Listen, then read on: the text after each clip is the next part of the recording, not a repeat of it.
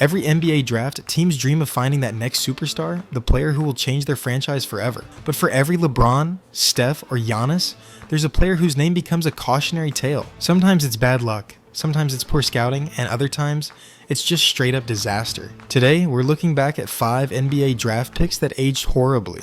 Picks that, with time, made teams and fans say, what were they thinking?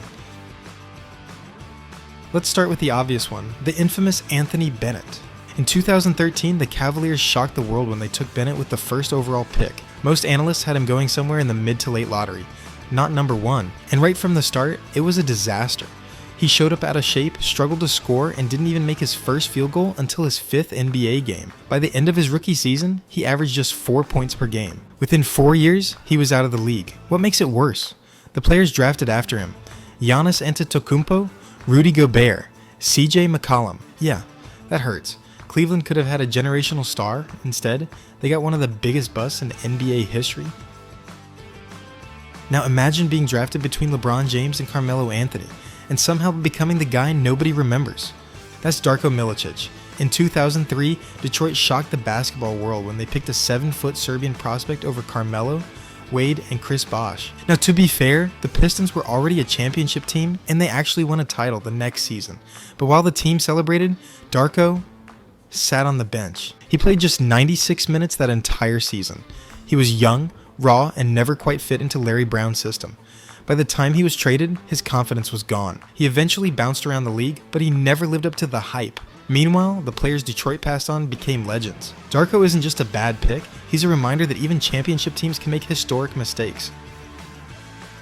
At 7 feet 3 inches with incredible length, Hasheem Thabeet looked like a defensive monster. Coming out of UConn, he was billed as the next great shot-blocking center, and the kind of guy who could anchor a defense for a decade.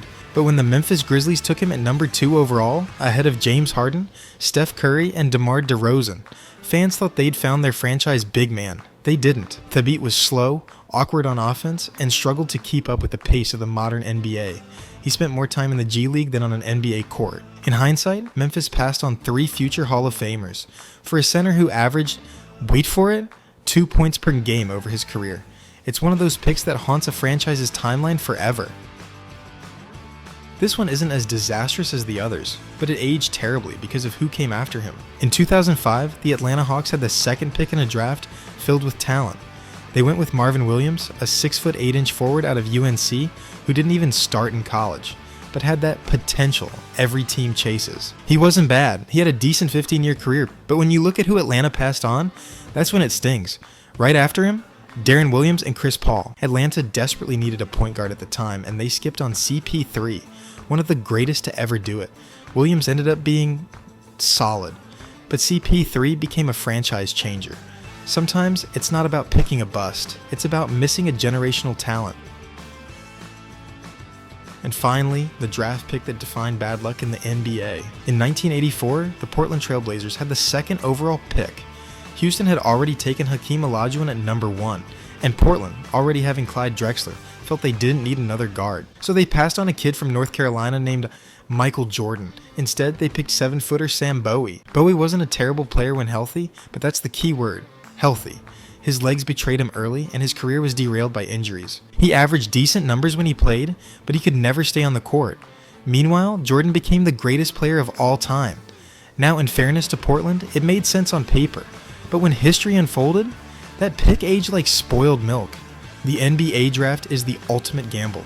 You can scout, analyze, and plan for months and still get it completely wrong. Some of these players were victims of circumstance, others were simply misjudged, but all of them remind us that in basketball, potential doesn't always mean greatness. So next time you hear about a can't-miss prospect, remember, sometimes those are the ones that miss the hardest. Who do you think is the worst draft pick of all time? Let me know in the comments.